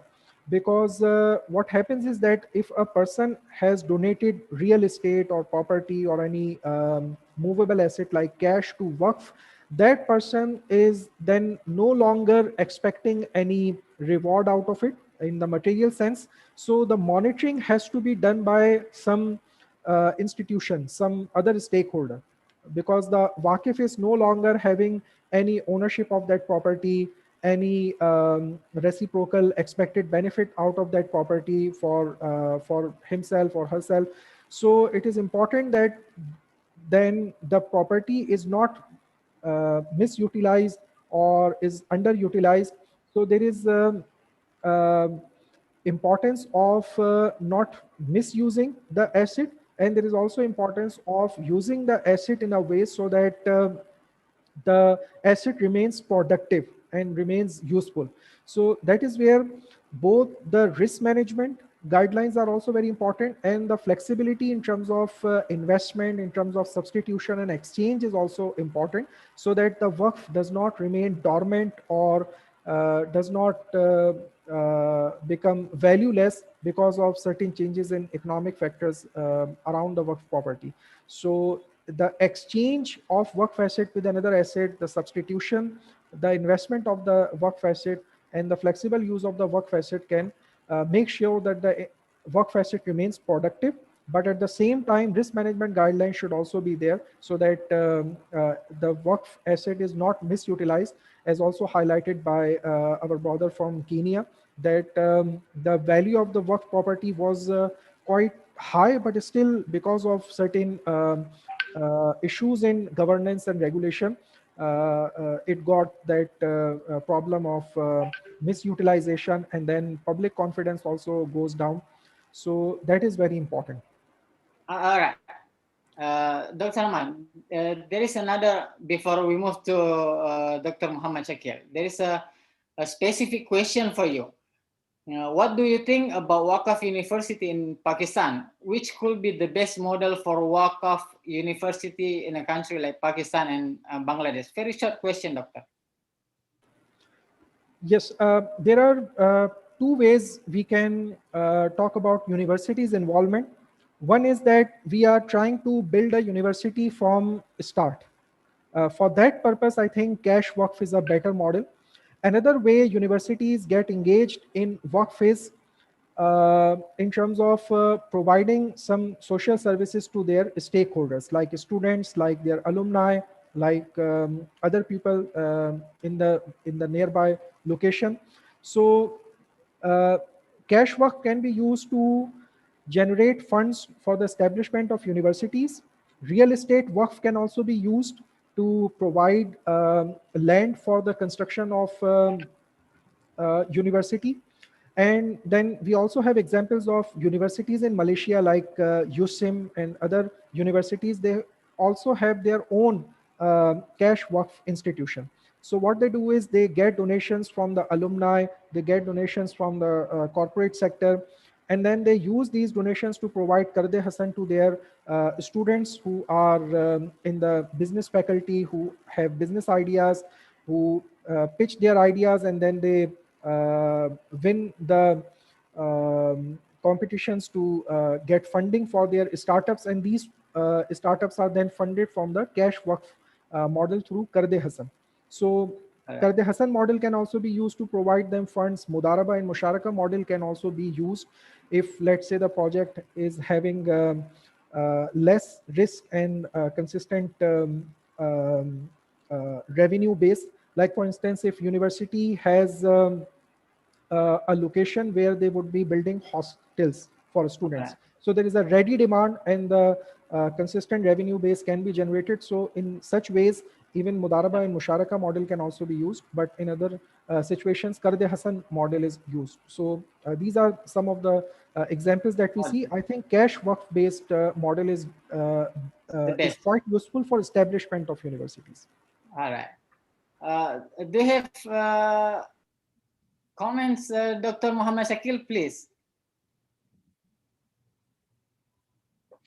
Dr. Muhammad Shakil.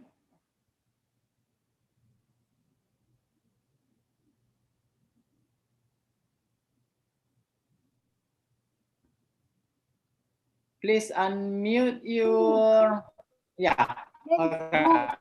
Okay. Jazakallah, Kunawan.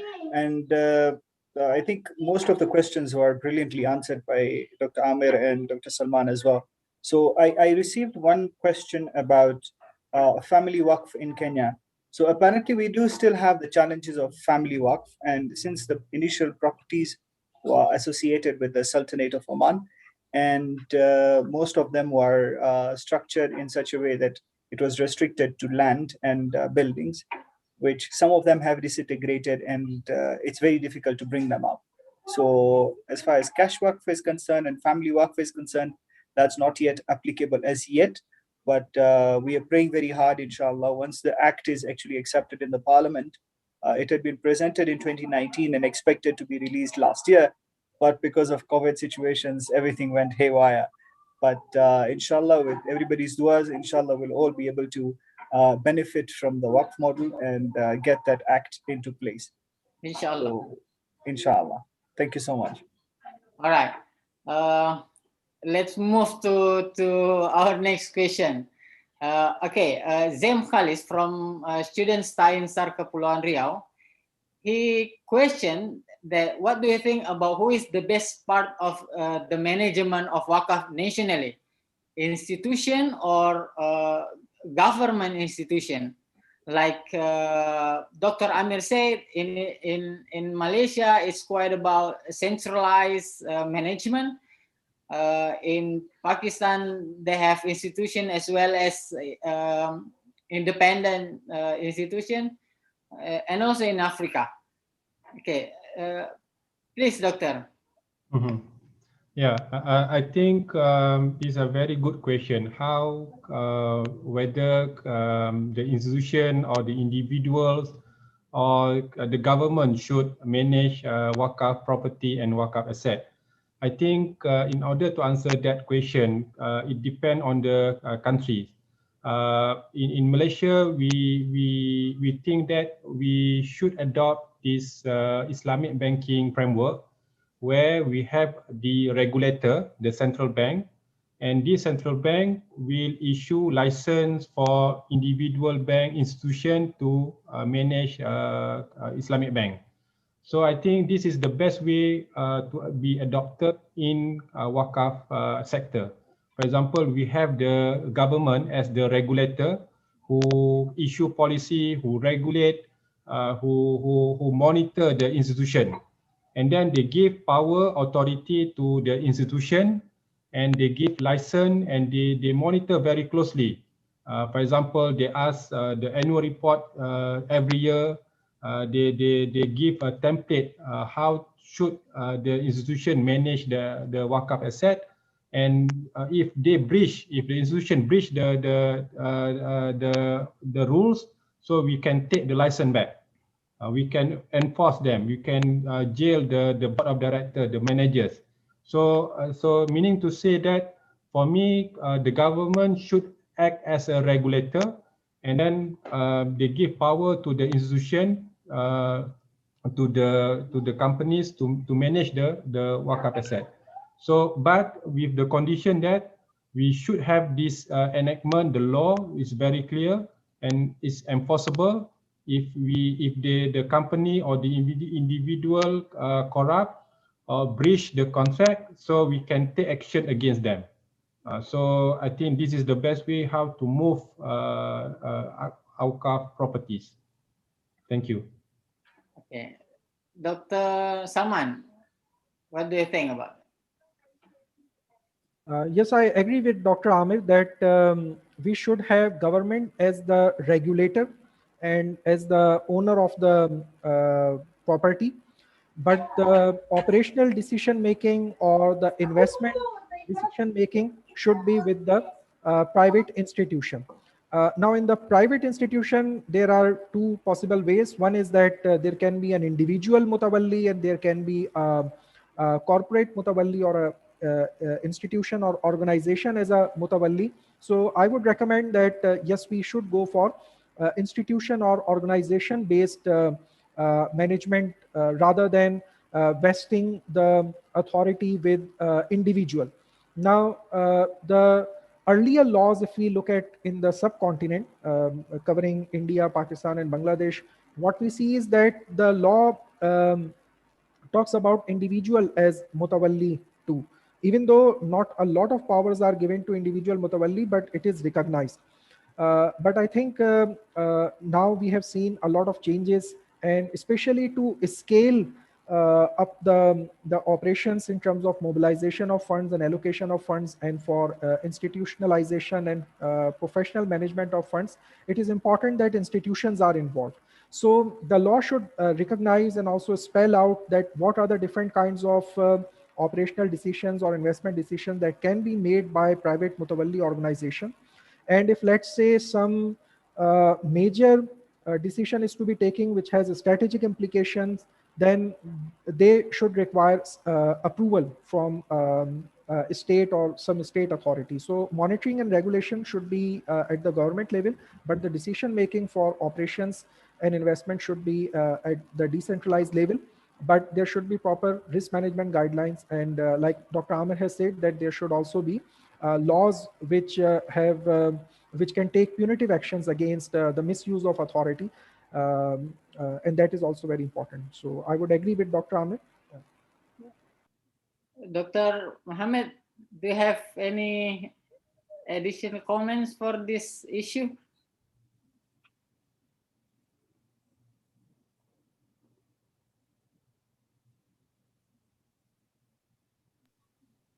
I think Yes. I'll concur with whatever has been mentioned, because you see what happens with institutions, they tend to disintegrate. Either there's a conflict or something of that sort. So these institutions cannot be depended on for eternity, but a government can be dependent upon because it has its own constitution. So whichever government will come in, it will just have to just follow that constitution. So the government aspect, which is more of a universal body and an eternal body, compared to a single institution which is there today, cannot be there after 10 years. Maybe the directors passed on or something happened to those institution, or there was a conflict somewhere and the company was dissolved or the institution was dissolved. So if, as far as we're looking at Waqf, we look at it as an eternal project, not as a short-term project. And the moment we think in an eternal way, we derive ways on means on how to make it last forever. Jazakallah. All right.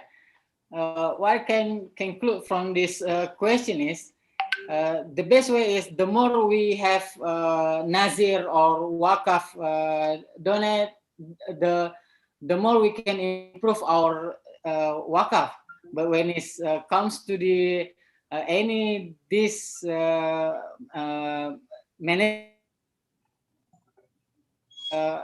issue, and then the government should take part as a regulators, right? This is also answered the question from Mukhlis Rahmanto, University Malaysia, one of my peers at the university. Based on Islamic world experience, Wakaf administration, is there any specific differences related to optimization of Wakaf between state and private? Right. This has answered his question. And then it's getting interest with Wakaf life insurance policy Wakaf. Right? This is also a quite new product. And what do you think about that, Dr. Muhammad Shakil? Which one the yes, life insurance. Yeah. You know, people around the Kenyan Muslim community are still yet to agree that they could be a life insurance with this Sharia compliant. So already there's a dead end there for us. So until we're able to convince that, look, life insurance is not like you're actually putting or removing your faith from Allah subhanahu wa ta'ala, but you're actually putting your risks into capacity that they can be covered in case you pass on. Whatever risks you've taken in life can be taken care of through that life insurance. But that concept has a long way to go for us in Kenya, and it's quite a milestone which we need to achieve. So as far as this Waqf and Islamic life insurance is concerned, it's a brilliant model, because automatically when you look at insurance, it works within the Waqf model and it also works within the Murabaha model. So whichever model which you choose, it is possible, as long as the end user or the subscriber of that service is convinced that, yes, it is not going to be selling off my faith, but it's actually going to be covering the risks and the burden which I will leave because of my business transactions to my family or my siblings. Thank you. All right, thank you. Dr. Salman, please.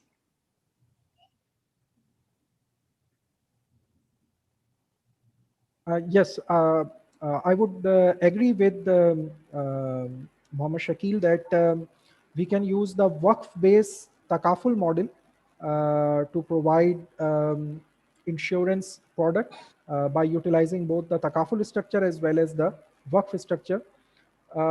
Yes, there are certain, you can say, differences when it comes to takaful, when it comes to using Waqf in takaful. So takaful institution is not just a social finance institution. It is basically a commercial finance institution. So some scholars have reservations that can you really profit by providing some kind of a guarantee. We cannot do it explicitly, but even within takaful, this thing comes as a problem. So I think here the agency-based models, agency-based takaful models are more popular and are less controversial because the takaful operator provides management service, investment management service, whereby they are investing the proceeds which are collected in the form of tabarru, in the form of donations, and they are also disbursing the funds to the clients based on certain events which they have insured against. In the general insurance and also for life insurance, they provide the investment management service and they take a fee, and the fee is for their services. So even then, it is a commercial model where they are trying to gain for themselves. They are structured as a corporation, which is really looking for profits, but that is less controversial as compared to some of the other models. So the wakala-based takaful model is quite useful. What I think can also be done is that family waqf can be established, and the takaful operator can provide a private wealth management service. So the family waqf is going to be established by people in the family members, and the private wealth management service is going to be provided by the takaful operator. So when the funds are collected, they could be collected as waqf, and basically the takaful operator is going to be managing that waqf. So this is how I think this can be done.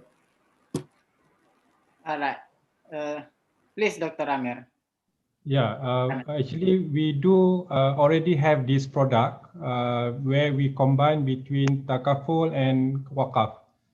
Meaning to say that we know that takaful is the reason why we subscribe for takaful is to get protection for our family, for our wife, and for our children after we die.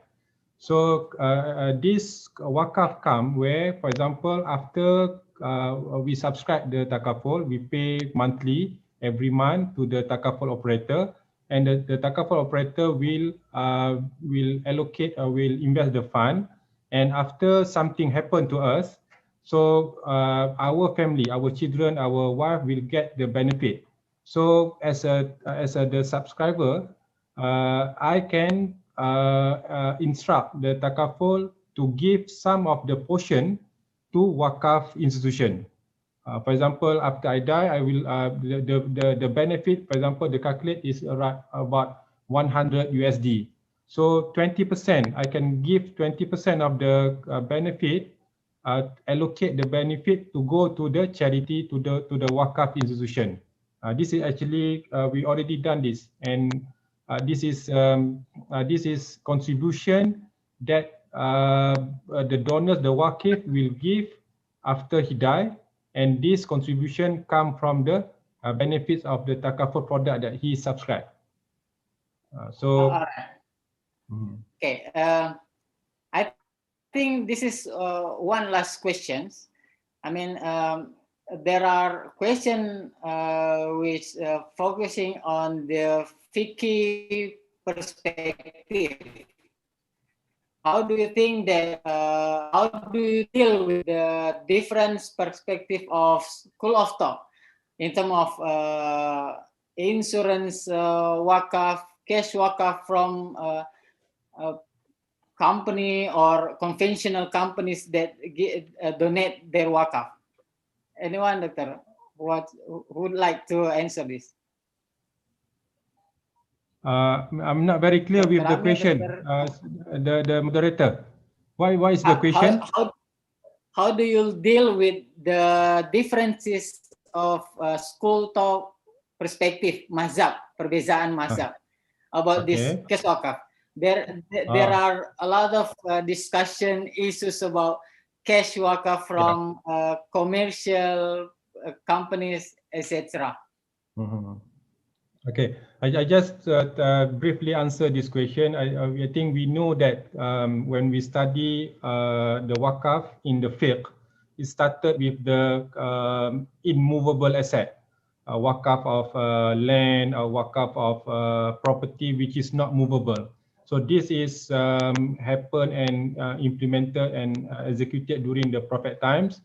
But when we study the history of wakaf, I think during the Ottoman Empire and also Abbasiyah, especially during the Ottoman, the cash wakaf is acceptable. But we know that some of the scholars they reject or they disagree with the cash wakaf on the ground that the cash cannot be what we call cannot be maintained. We cannot preserve the cash because when we, for example, 1 dinar, when we consume the 1 dinar, so it will be gone. So because the fundamental concept of wakaf is to be perpetual, to be long lasting, to be maintained for forever. So this is the reason why many scholars reject the cash wakaf. But in the modern time, we say that the cash wakaf, the value can be preserved. Yeah, that's why I think those who accept the cash wakaf, they see this as a value of the money. So, for example, 1 juta itu boleh kita kekalkan because the value itself can be maintained. Contohnya kita istibdal kepada asset whatever, tapi the cash can be accepted as a al-mawquf yang didermakan, yang diwakafkan. Jadi based on that angle where we said that even cash we can preserve, we can protect and we can maintain, remain it. So that's why some scholars they allow cash wakaf to be accepted as wakaf. So this is what in Malaysia we accept this view on the ground that the cash can be preserved, can be protected, can be perpetual. We can maintain and we can make sure that the cash can be preserved. So this is what we believe or what we view in Malaysia. Considering the huge potential of this wakaf to empower the ummah, Dr. Right? Yeah, because you know some nowadays in order to give land, not all people can have land to be wakaf to give wakaf, but many people have RM1, $1 to participate in cash in wakaf. So that is we see the huge opportunity for cash wakaf. Excellent. Dr. Salman, do you have any comments about this issue? Yes, I completely agree with Dr. Amir, and he has beautifully explained the concept behind cash waqf. So cash is something that does not give you benefit until it goes away from you. So that is the problem with cash.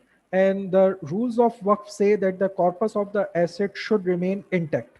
So if we look at it in a very restricted way, it seems like cash waqf is not possible because cash does not give you benefit unless you consume it, unless you use it, unless it goes away from you. So you are not able to preserve it, and to get benefit, you have to use it. So in a restricted sense, yes, it seems problematic. But if we look at this scenario, like Dr. Amir has said, that if we exchange cash with something which is equally valuable, then it means that we are preserving and maintaining the value of the asset, even if, let's say, the form has changed. And it allows us to basically have divisibility of social savings. Like, for instance, if we are not able to donate as much as to have a piece of land donated, so still we can donate in a divisible way whatever we have. Another issue that comes in terms of fiqh of waqf is that can we have temporary waqf? So for instance, if I have cash for 2 years, I do not need it for 2 years. I will need it after 2 years for education or for some other objective, but for 2 years I do not need that cash. Now, can I donate that cash for a particular time period, not on permanent basis, but can I donate it on a temporary basis so that this cash can be utilized in providing social finance, providing support to the community. So this also comes in as one of the issues. Some people say that temporary waqf is also possible. Some people say that no, permanency is a feature in waqf that cannot be compromised. If you want to only give temporary benefit to society, to community, you should use Qarde Hasan rather than a temporary cash waqf.